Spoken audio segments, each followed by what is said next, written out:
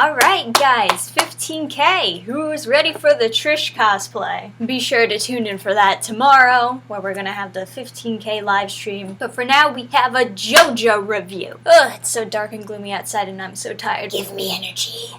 Alright, so we start off the episode, and they are looking through the fingerprints, seeing what they can find. Obviously, I knew that it wasn't going to be that easy.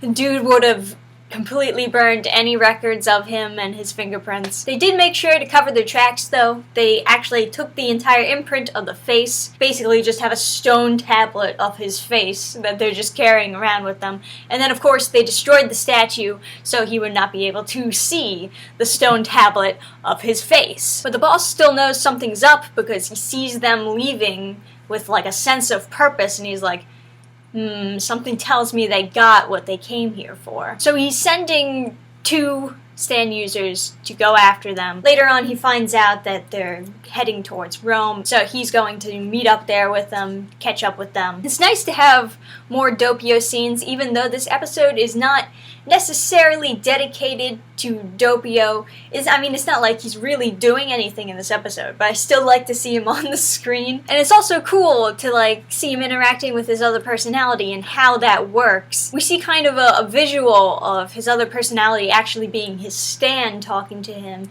and I thought that was an interesting little touch we got there, because it kind of reminds me of how some stands have their own intelligence to them and can actually communicate with their user, while other stands are just kind of an extension of your own body. So I'm curious about that, and I'm sure we'll learn more about Doppio as the time goes on. And of course we had this one funny scene. He's talking on the phone with his boss, and he's using a play phone. He gives it back to the little girl once he was done. He's like, "Thanks for the phone, sweetheart."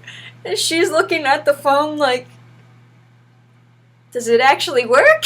That was really cute and really funny. I like that scene. Anyway, so we have what may be a new character who is going to help us defeat the boss, Diablo. I keep on thinking, because we're not seeing their face, that it must be someone we already know, and then it's going to be plot twist when we meet him. So I'm trying to listen, hear the voice, see if I recognize this voice actor. Kind of sounds like Dio's voice actor, or maybe Jotaro's, but I have no idea who this guy is. He's probably a new character, but I'm still suspicious that it might be some kind of plot twist, you know? That would be one hell of a plot twist if it was Dio. This guy is relatively important. He basically has a secret about the arrows and, this thing that the arrows can do that nobody else knows about, and this is how we're going to defeat the boss. And while he's explaining this, he actually gives the background behind the arrows and stand abilities. And I don't really like it. It's too sci-fi for Jojo, because you see, I always had a theory in the back of my head that stands were an extension of Haman, just how humans have evolved over time, so can their abilities. That's kind of what I thought. So I thought Haman evolved to be stands, it literally did as the writer was writing this. But no, as it turns out, stand abilities are from a virus, from a meteorite that they just put into arrows. So I guess it retcons Stardust Crusaders? I have no idea what are you doing. Because throughout Stardust Crusaders it was all this spiritual thing. It was this awakening. And all their stands were after these cards. That the fortune teller was, as far as I know, Joseph and Jotaro didn't get shot by an arrow. They just kind of boop, had their stands. So I don't know, something funny's going on around here. Part of me is just hoping that when they meet up with this guy, he'll be like, "Oh yeah, I was just kidding about all that stuff about the virus. That's not really what stands are." He just pulls out a gun and shoots them. Gotcha! Also, what is going on with Bruno's hair? I don't know what these circles are, but he's had them, and I need an explanation. So we're fighting what I believe is 2 stand users, although we're only really introduced to one of them and one of their stands, but I think his partner also has a stand. So we have Chocolato. Is that really how you say his name? Chocolata? And then we have Seko, and Seko is his partner. who just films everything. I did like kind of the introduction to Chocolatto because he's such an asshole, nobody could ever love this man. It's like, we're not gonna feel guilty in the slightest when he dies. They really build him up to just be this absolute monster of a person. Like, he used to be a doctor, but not because he wanted to save people, just because he wanted to torture and watch as people died. People would be awake during his surgeries and he would just mess with them. Then he would even tell old people that their families don't love them. It's like, even the boss is like, yeah, I hate that guy. I hate that guy's guts. Nobody loves this man. It's just like absolute monster that nobody could ever feel guilty for or sorry for ever.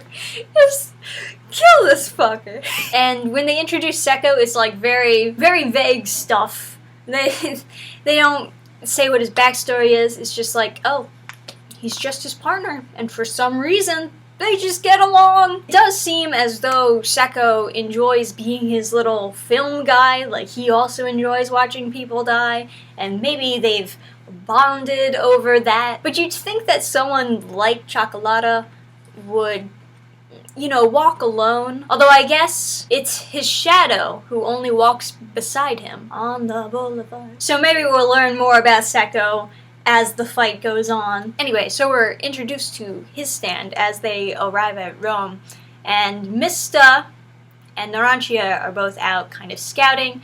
It's kind of smart to have them being the scouts, you know, because Narancia can see who's there, and Mista has his pistols. They see a couple of drunk guys, and the drunk guys are pretty funny. I feel bad that they basically just die instantly. So Chocolatto's stand is Green Day, and he appears to have this ability that can create this mold in people's bodies, and it causes their bodies to break down based on the elevation of moving down, and it has to do with this type of bug that, of course, Giorno knows all about. Just random fun facts stuffed in his head. Mista gets it on his hand from moving down to pick up his gun.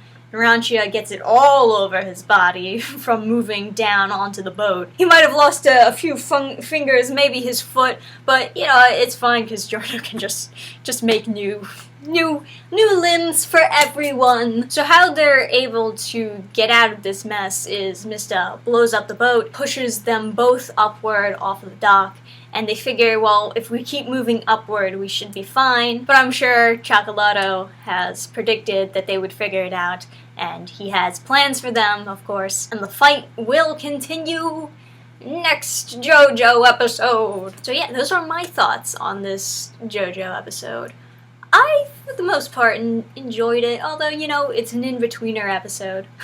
That's what I just call these episodes now. They're just in-betweener episodes. I'm glad that we got introduced to a mysterious new character who knows how to defeat this guy. Although, I kind of figured that with teamwork, they'd probably figure out how to defeat this guy. I mean, you think about it, and he was already almost defeated. Now, granted, that might have just been because his other personality needed time to come out.